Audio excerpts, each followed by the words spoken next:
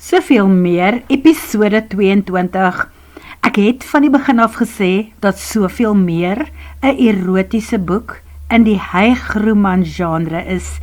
En in hierdie episode gebeur daar weer 'n ding of twee. As jy dit nie kan hanteer nie en nie daarvan hou nie, moenie luister nie. As die storie vir jou oukei is, gee asseblief 'n duim op. Ek sien elke keer as die episode 'n bietjie warm was, keer iemand die duimpie om, en jy is welkom om dit te doen, maar moet liewer nie luister as dit jou ontstel nie. Gaan loer onder die potsendings, daar is heel wat volboeke wat dalk meer in jou smaak sal val. In hierdie episode raak Renata se storie weer aan die warm kant, en Hugo sin in die volgende episode, so moenie verder luister, as jy weet, jy gaan nie daarvan hou nie, en moenie dat kinders saam luister na Soveel meer nie. Die wat nog steeds met my is en graag luister na Soveel meer, hierdie is episode 22. Sal ons sommer daar op die stoof gaan skep? Hugo sit 'n tomatieslaaitjie en gesnyde piesangs op die tafel neer en wys vir Renata om haarself te gaan help.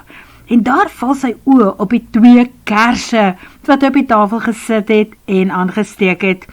Hy verduidelik haastig, die kersse is vervlee en as die krag dalk op 'n stadium afgaan, jy weet mos die sonpanele laai nie die batterye soos wat dit moet as dit so aanhoudend bewolk is nie. Sy moet net nie dink dat hy romanties probeer wees nie. Ek verstaan mos, Renata verbreek oogkontak. Sy kyk nou van die kombuis af na sy sitvertrek toe terug en Hugo wonder paniekerig of daar iets is wat sal verraai dat hy aan die Van Ryns verwant is. Hy doelbewus nie sy van gesê nie. Dit is nog nie nodig dat sy daardie inligting kry nie. Nie voordat hy nie weet hoe sy by Cecile en Julia betrokke is nie. Renata tel die boonstootbord daar op die kombuistoonbank op en skep eers rys en toe van die vleis, 'n klein porsie van elk. Hopelik, as sy agterkom dat dit lekker is, skep sy weer, hoop Hugo. Kan ek vir jou 'n glas wyn skink? Vra hy nadat hy ook geskep het. Dit sal lekker wees, dankie. Eers toe hulle oorkant mekaar by die tafel gaan sit, begin Hugo geleidelik ontspan. Veral toe sy aan die curry proe en haar gesig wys dat sy daarvan hou. Hy begin haar selfs uitvra. Wat op die aarde bring 'n vrou soos jy na 'n eensame plek soos die Van Ryn Boskamp hier langs Chrissiesmeer? Renata kou klaar, sluk en neem 'n teug uit haar glas. Is dit hoe iemand lyk wat 'n vraag behoedsaam oorweeg? Wonder Hugo. Nee, wat, hy verbeel hom seker maar net. Dit het absoluut net te doen met die feit dat hulle nog 'n bietjie vreemd vir mekaar is. Uiteindelik antwoord sy, aanvanklik met 'n paar staccato woorde. Armoede.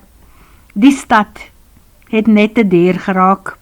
En ek bly bykans verniet in daardie huis sê. Hugo dink 'n oomblik na, toe mymer hy. Ek veronderstel dat Cecile nie die kamp wou laat leeg staan terwyl hulle oor see is nie. O, okay, is dit hoekom hulle jou ook gevra het om hier te bly? Vra sy. Hy draai sy kop skeef. Toe antwoord hy vreeslik eerlik. Ja, hulle het my gevra dat ek moet kom oë wys terwyl hulle ander kan die waters is. Sy is duidelik tevrede met sy antwoord, want sy stuur die gesprek daarna in 'n ander rigting. Ek sien jou soms met 'n kamera en 'n baie lang lens. Is dit vir werk of sommer net vir die pret? Ag, sommer net 'n liefhebbery, wat ek besluit het om 'n bietjie verder te voer. Ek wil probeer om foto's van al die verskillende watervoëls wat hier voorkom te neem, op my eie manier, die wat reeds opgeteken is en dalk 'n nuwe spesies of 2. Is dit waaroor die voëlkyk naweek in April gegaan het? Mense wat kom help soek het na daardie nuwe spesies? Vra sy. Presies net dit. Hy glimlag effens.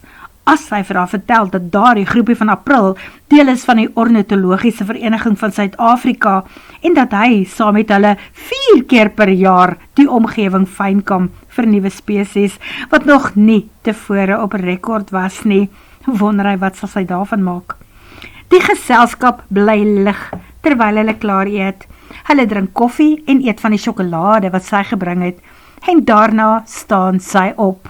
Tyd om terug te keer na nommer 1 toe. Hugo stap saam teen die trappe af en tot by haar plek om seker te maak dat sy veilig aankom. Hy wil ook sommer weet, moet ek gou jou rekenaar op die groot skerm koppel?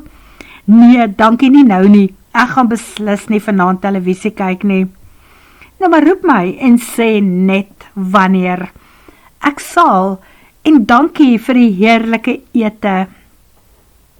Renata het gedink, sy en Hugo gaan terugstap tot by huisie nommer 1. Dan gaan hy nagsien omdraai. Sy sal teen die trappies opstap, lakens ooptrek en dadelik platval om te slaap. Maar Klasvakie het haar oorgeslaan. Seker kom inloer terwyl sy in huisie nommer 7 by 'n aantreklike, ietwat geheimsinnige en interessante man gekuier het, en toe het Klasvakie geëiwaal. Anders het hy dalk gedink dat hy nie wil inbreek maak op die storie wat mos intussen in haar kop begin broei het nie. Renata maak haar laptop oop en besluit om haar nuwe storiese buitelyne te skryf. Maar nuuskierigheid kry eers weer die oorhand. Sy gaan maak 'n draai op die Van Ryn Erotica app. Daar is nuwe skrywers wat bygekom het. Kompetisie vir die einde van die jaar bonusprys boonop. Veral die nuwe ou wat homself Don Juan de Boertjie noem. Sy lees vinnig die storie van Theophilus en Letty. 'n Storie met veel meer diepte as wat die meeste ander stories sover op die app gehad het. Sy is ingeteken as Ria Benadi. Daarom gooi sy 'n duim op teken vir die man en skryf sy sommer by dat sy baie van sy storie hou. As hy nog meer stories gaan skryf, sal sy voorwaar een van sy volgelinge wil word. Renata maak 'n nuwe vouer op haar rekenaar oop. Sy het 'n titel vir haar storie uitgedink. Liefdesdans in die reën. Sy skryf van die plaas naby Leidenburg en die berghang waar 2 houthuisies langs mekaar staan. Die bestuurder van die Citrusplaas bly in een van die huisies en langsaan kom plak 'n vrou wat die plaaseienaar se vrou se vriendin is. Die lewe het haar ook al rondgepluk. Sy het pas byna alles verloor met die skoonheidsprodukte onderneming, waar haar vennoot haar byna rot en kaal gesteel het, voordat sy dit agtergekom het. Sy is hier in haar vriende se houthuisie, om net weer tot verhaal te kom, en so bietjie te herstel van die verliese. Die vrou se naam is Rita. Eens op 'n tyd het sy verskeie skoonheidstitels ingepalm. Sy was baie mooi. Maar wat nou gebeur het, voel Rita nie meer mooi nie. Sy voel vaal en gewoon, en sy is boonop al 'n bietjie aan die ouerige kant. Maar die held is aantreklik, lewenslustig, en hy lyk soos 'n buitelig lewe man, al is hy omtrent haar ouderdom. Sy naam is Gert. Hulle hou mekaar dop, maar nie een doen die eerste skuif om met die ander een kennis te maak nie. Hulle speel kat en muis, tot op daardie dag toe die heldin dorp toe gery het om haar voorrade te gaan aanvul. Dit reën al vir 'n dag of langer en die kampie is in 'n modderpad omskep. Terwyl heldin met haar pakkies uitklim en begin om te stap deur die modder na haar huisie toe, hou held haar blykbaar van iewers af dop. Nou kom hy aangehardloop om vir haar te wys waar sy eerder moet loop en om te help dra in die pakkies. Maar voordat hy sy hand nog na haar toe kan uitsteek, slaat sy reg agteroor in die modder neer. Held help haar op en saam koop hulle net daarna nog 'n stukkie van die modderplaas. Uiteindelik ploeg hulle saam tot by haar huisie se stoep. Held gaan sit haar pakkies bo neer Heldin staan daaronder, sy maak haar arms oop en wag dat die reën die ergste modder van haar afspoel. Sy kan mos nie met so modderlyf in haar huis instap nie. Sy is deeglik bewus van die uitwerking wat 'n nat wit teehemp op 'n man het. En Held is nie 'n uitsondering nie. Sy oë streel oor die rondings van haar lyf. Dit was lanklaas, veral by van hulle. Hy is ook al so rukkie gelede deur 'n nare liefdes teleurstelling. Daar is niemand op die oomblik in sy lewe nie. Heldin het 'n bottel ou bruines in Leidenburg gekoop. Sy wys vir Held om die bottel oop te maak. Hy vra, drink ons sommer so uit die bottel? Ja, wat, tensy jy iets het teen die uitruil van liggaamsvloeistof? Antwoord sy, en sy weet haar oë, daag hom uit, koggel hom, nee, lok hom uit. Hulle stuur die bottel heen en weer tussen hulle. Hulle raak al hoe meer van mekaar bewus. Hy is 'n man, sy is 'n vrou. Die feit dat hulle iets het om mekaar te bied, wat die aand nogal jolig kan laat eindig. En teen die tyd dat die bottel leeg is hulle albei by die punt van omdraai verby. Rita het nodig om weer begeerlik te voel en te wees vir 'n man. Sy wil weer vrou voel. Dit kan nie net hier stop nie. Beaam haar voorbarige lyf en sy stuur 'n hand uitlokkend na die ritsluiter van die man se denim. Hy het nodig om weer soos 'n man behandel te word. Gewaardeer, sterk en in beheer. Ons is 'n bietjie aangeklam, is jy seker dit is wat jy wil hê? Steun die arme man, terwyl hy ewe bedrywig en ywerig help om haar langbroek ook van haar lyf af te trek. Ons is nie net aangeklam nie, ons is dronk, lag sy, en trek hom aan die middelpunt van haar huidige belangstelling nader. Sommer daar op die trap, sy snak na asem, toe hy nie langer kan wag nie, en homself met een doelgerigte plantbeweging deel van haar toekoms, hede en verlede maak. Die eerste keer tussen hulle gebeur, vinnig en intens. Daarna trek hy haar in sy arms op, en hulle stap saam onder 'n warm stort in haar plek in, verken mekaar se liggame, en verskuif daarna nakend en nat na haar bed. Daar maak die Held met haar liefde, soos wat sy nog nooit in haar lewe ervaar het nie. 3 keer deur die nag al tesame. Een of ander tyd in die vroeë oggendure glip die Held onder die lakens uit. En die keer keer hy terug na sy eie huisie.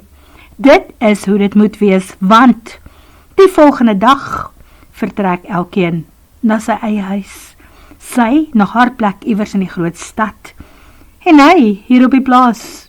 Hulle sien mekaar na daardie dag nooit ooit weer nie. Maar een ding is seker, nie een van hulle sal ooit vergeet van daardie middag en aand na die reën en wat tussen hulle gebeur het nie.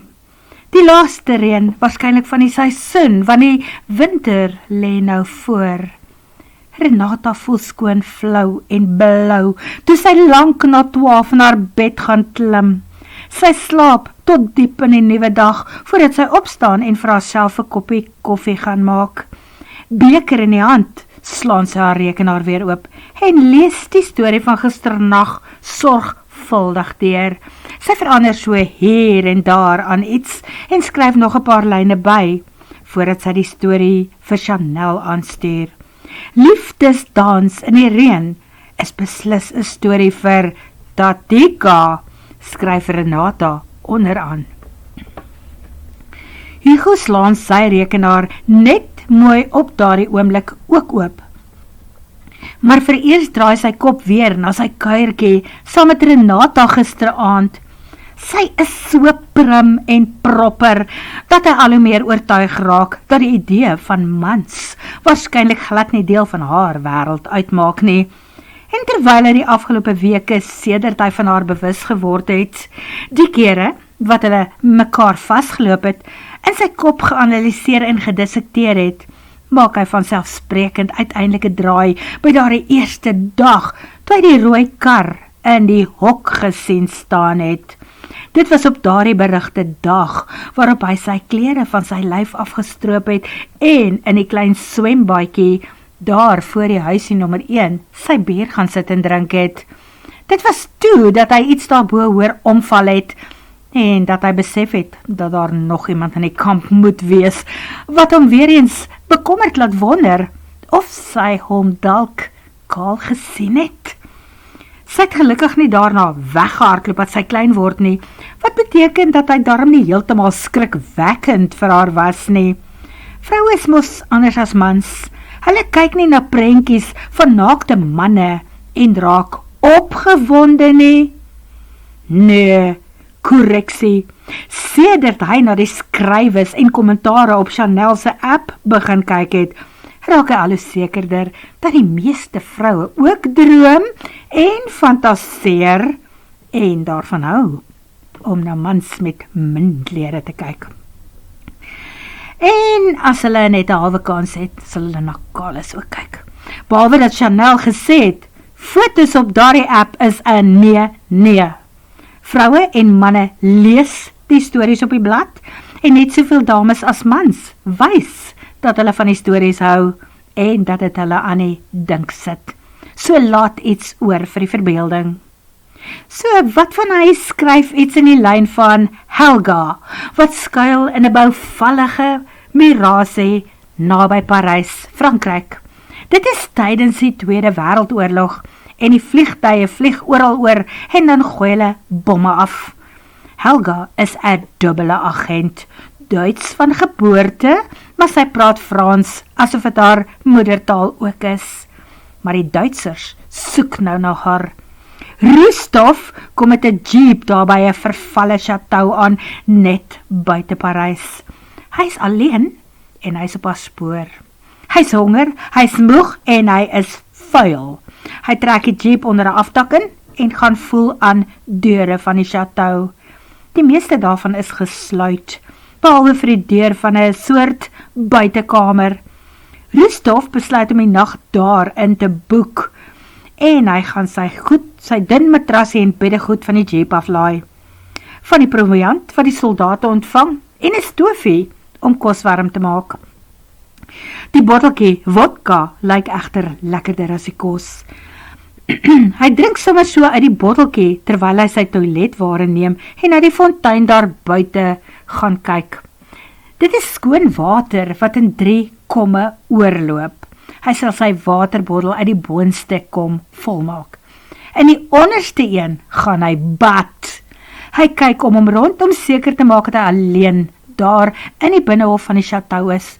Hy glo dat die mense weg is, al die deure is dan gesluit.